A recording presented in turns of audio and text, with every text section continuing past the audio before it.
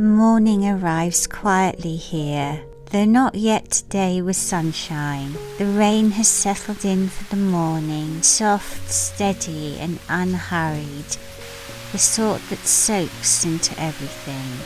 The dogs and Bluebell and Snowdrop are already awake. Once the day has begun, like mine, their first thoughts are of breakfast. The bunnies love foraging and digging in their strawberry snuffle mat. Outside, the camellia is in full flower, the irises too, their colours almost luminous against the grey light. It feels like spring, even in the rain, and so today feels like a day for staying indoors, for turning to those small gentle projects that have been waiting patiently. I've been meaning to tend the stair that leads out of the kitchen for some time. Just at the edges the paint has become worn, discoloured in that quiet way that only time seems to manage.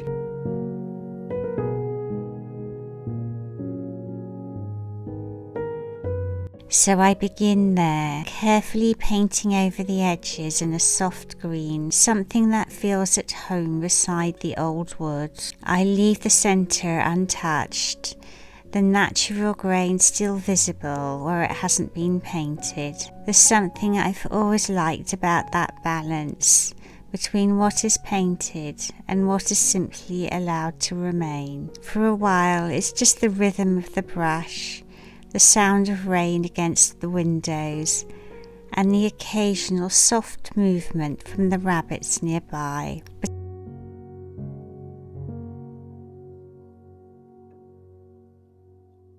I've had an idea for this step, something a little more personal. For symmetry, I cut out 2 small paper rabbits, simple shapes really, just enough to guide the hands. They'll sit facing one another.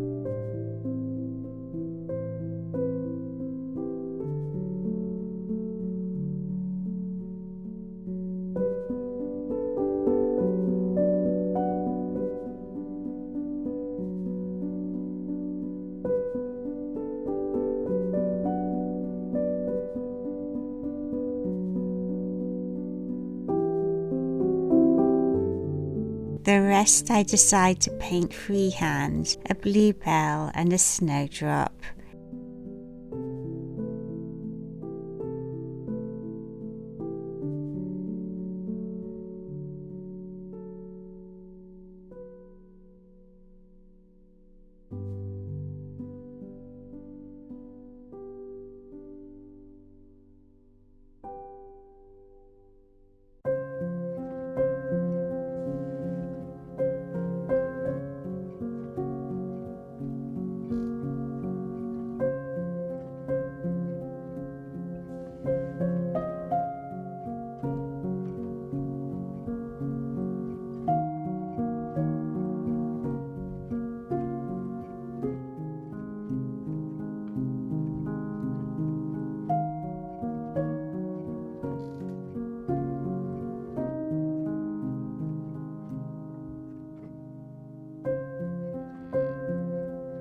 their names above them, and the year that they came into my home. It's a small thing, but one I've always loved in old folk art. That quiet instinct to mark a moment, to make something ordinary feel remembered.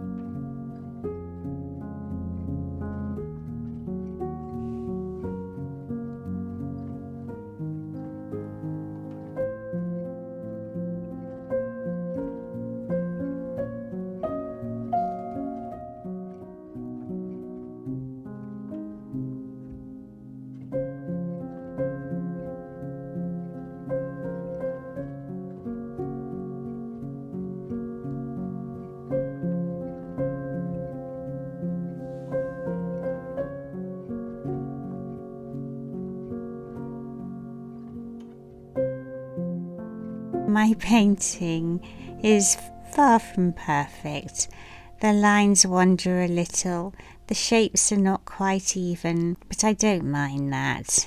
In fact, I think I prefer it this way. Something human, something homely. I feel my cottage, which back in the 17th century was a small schoolhouse for local children, is settling into character. By the time I finish, the rain is still falling, but the stair feels different somehow, a little more mine and in keeping with my little cottage.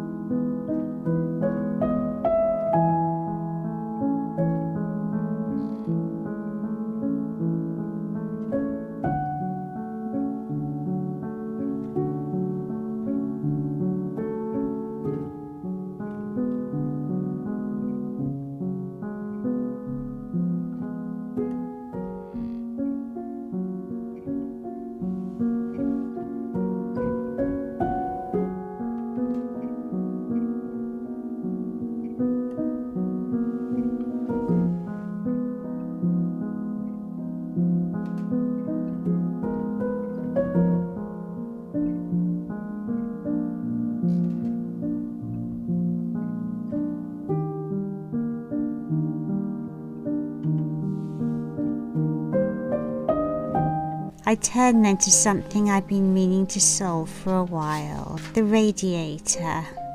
It's one of those small intrusions, a modern necessity of course, but never quite belonging. And with the warmer months on their way, it feels like the right moment to soften it, or perhaps disguise it altogether. At first I think I might piece something together, a patchwork of embroidered vintage linens, little fragments collected over time, dancers, tea cozies, an especially delicate one decorated with sprigs of lily of the valley, all very pretty, though I can't help smiling at the thought that some of them were never particularly practical to begin with. Tea cozies that would hardly keep a pot warm, but were made anyway, simply because they were lovely. But as I gather them, I hesitate, and then I remember something. A piece of fabric I've been saving. It's from the 1920s, decorated with the most whimsical rabbits. Rabbits playing with skipping ropes, on seesaws, on swings, playing all kinds of games, and even dancing with little Scotty dogs. It's always felt too special to cut, and yet when I hold it up to the space where the radiator sits, it fits almost exactly. Sometimes things seem to find their place in their own time.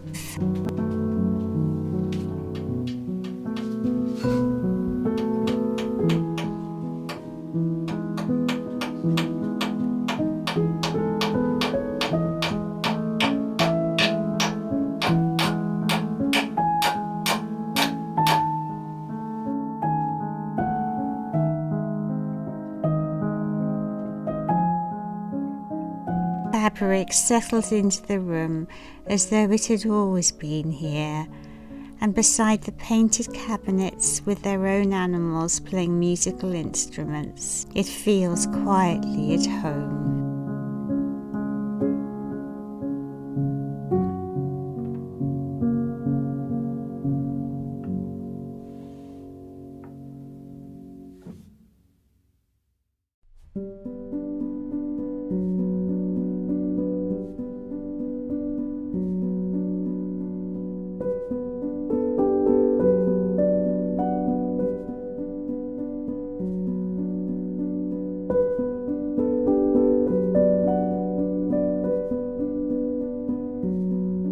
By the time I step back, the room feels different again, softer, quieter, a little more in keeping with itself. By the afternoon, the rain begins to ease, the sun comes out, and I can even feel its warmth. And so I step out into the garden. I brought with me pieces of hessian I had tucked away after making bags for food shopping, and the metal basket I found at the vintage fair last week. It's French, a little weathered, exactly the sort of thing that becomes more beautiful as it ages. I line it carefully to stop the soil from running through the open lattice work. The roughness of the hessian against the cool metal.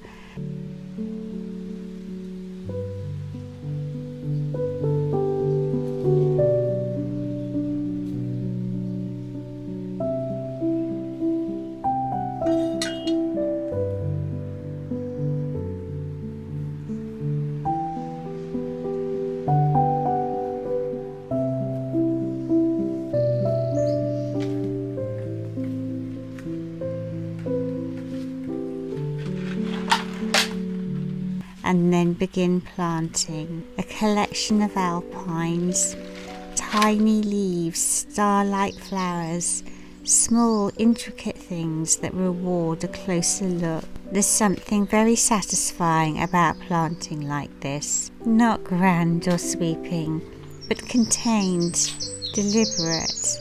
A small garden within a garden.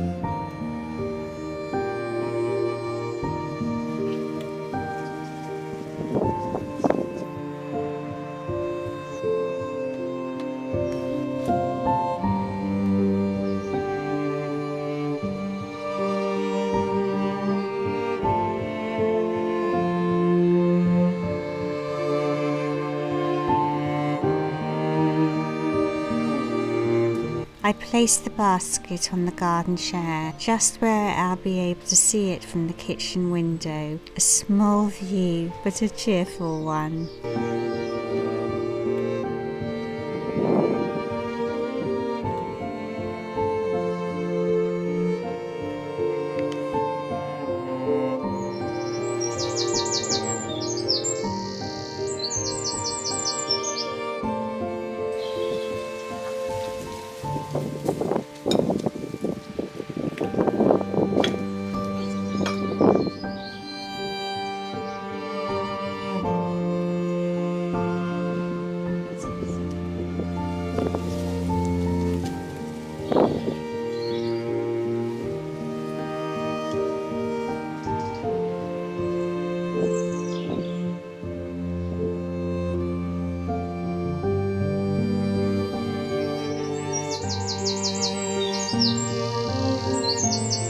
Later, on the afternoon walk, the rain has left its mark. The blossom has been shaken loose from the trees, scattered across the grass like a soft, pale carpet.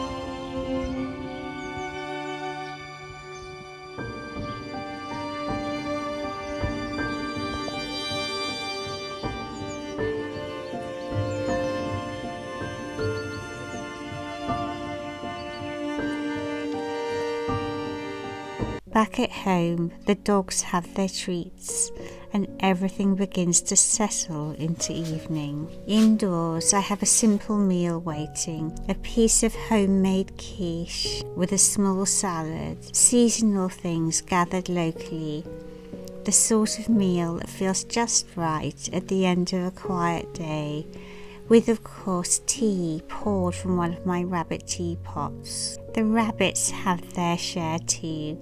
A few dandelion leaves picked along the way, and I tuck some of their favourite food into their little strawberry snuffle mat so they can forage, snuffling and digging amongst the little pieces of felt. And finally, as the day draws to a close, I walk to the seafront to gaze at the sunset.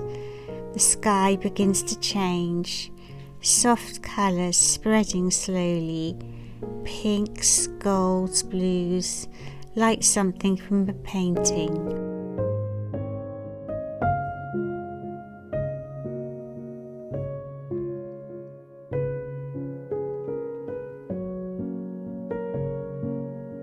The boats sit quietly, some still in the water, others resting or filled with flowers as though they found a second life simply being looked at.